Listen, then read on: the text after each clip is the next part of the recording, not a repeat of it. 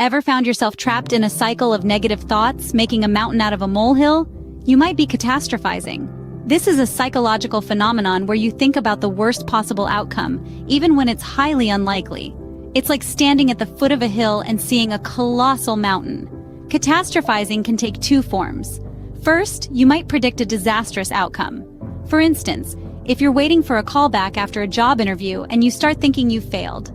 Second, you might imagine that you won't be able to handle the fallout from a negative event, like thinking you'll never recover if a relationship ends.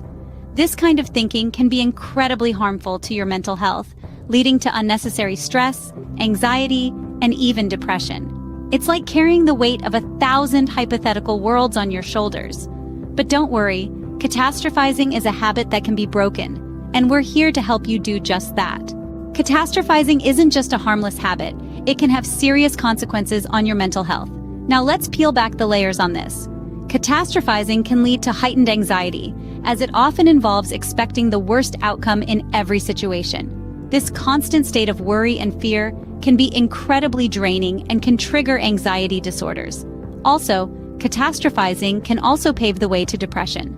By always anticipating disaster, you might begin to lose hope and joy, leading to feelings of sadness and despair. It's like being stuck in a rain cloud that never seems to pass.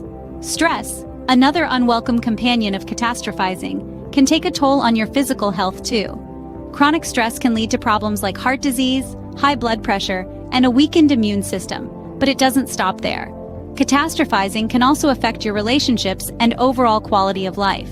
It can cause you to pull away from loved ones, miss out on opportunities, and generally live a life overshadowed by fear. Recognizing the dangers of catastrophizing is the first step towards change.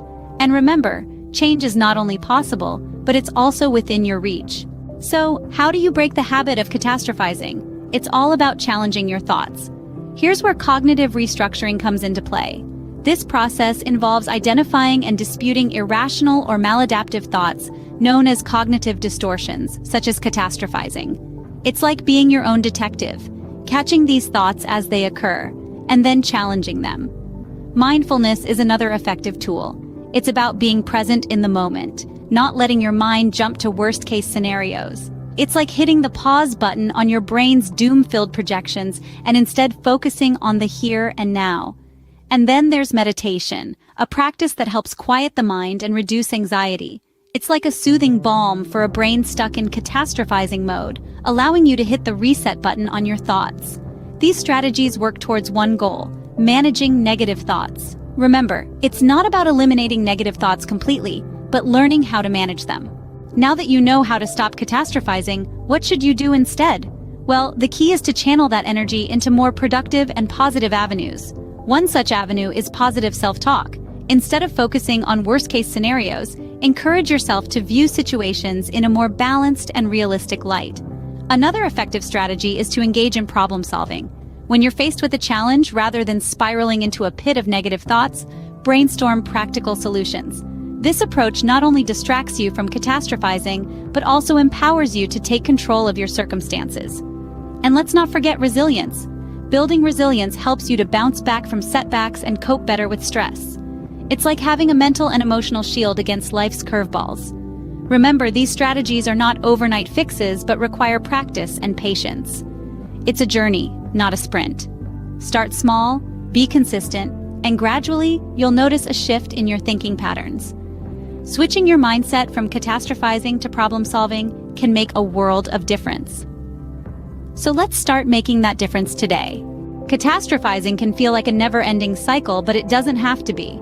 Today, we've explored the concept of catastrophizing, an unhelpful thinking style where we imagine the worst possible outcome in any situation. It's crucial to recognize when we're falling into this pattern, as it can lead to heightened anxiety and depression. We've also discussed the dangers of catastrophizing and how it can impact our mental health negatively. It's a cycle that feeds on itself, escalating worry and fear. But remember, there's hope. We talked about ways to break this cycle, from challenging your thoughts to practicing mindfulness, and the importance of replacing catastrophic thinking with healthier thought patterns. In essence, the journey to stop catastrophizing involves understanding it, recognizing its dangers, breaking free from its cycle, and adopting healthier mental habits. It's not an overnight process, but with patience and practice, you can manage it and improve your mental health. If you found this video helpful, subscribe for more content on mental health. Remember, taking care of your mind is just as important as taking care of your body.